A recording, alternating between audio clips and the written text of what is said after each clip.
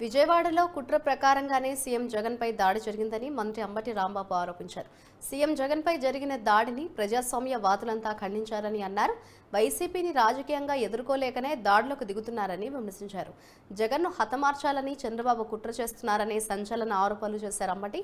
జగన్కున్న ప్రజాదరణను చూసి ఓర్వలేకపోతున్నారని మండిపడ్డారు. ఎవరెన్ని కుట్రలు చేసినా జగన్ను అధికారంలోకి రాకుండా అడ్డుకోలేరని ఆయన స్పష్టం చేశారు. దుర్మార్గాలు చేస్తున్నాడు.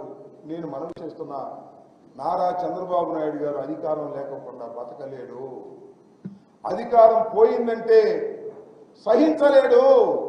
ఈ 5 సంవత్సరాలు సహించలేకపోయాడు. బావురుమని ఏడ్చాడు, కుట్రలు చేశాడు, శాసనసభకు రానన్నాడు. మళ్ళా వచ్చే 5 సంవత్సరాలు కూడా అధికారం రాదని తెలిసిన తర్వాత ఈ రాష్ట్రంలో హింసను ప్రోత్సహిస్తున్నాడు నారా చంద్రబాబు నాయుడు. మళ్ళా ఇంకా చాలా ప్రమాదం ఉందని మనం చేస్తున్నాం. ఎన్నికల సమయంలో బడుగు బలహీన వర్గాలు, మైనారిటీ వర్గాలు, ఎస్సీ ఎస్టీ వర్గాలు, పురుషులు, స్త్రీలు, వైఎస్ఆర్ కాంగ్రెస్ పార్టీ కార్యకర్తలు అప్రమత్తంగా ఉండాలి. ఏ అఘాయిత్యానికైనా పాల్పడటానికి చంద్రబాబు వర్గీయులు ప్రయత్నం చేస్తున్నారు. అశాంతిని సృష్టిస్తారు, అల్లకల్లోలాన్ని సృష్టిస్తారు.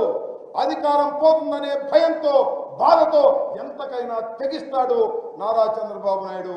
నారా చంద్రబాబు నాయుడు గారి నైజమే అంతా అని మనం చేస్తున్నాం. ఒకసారి చరిత్ర చూడండి.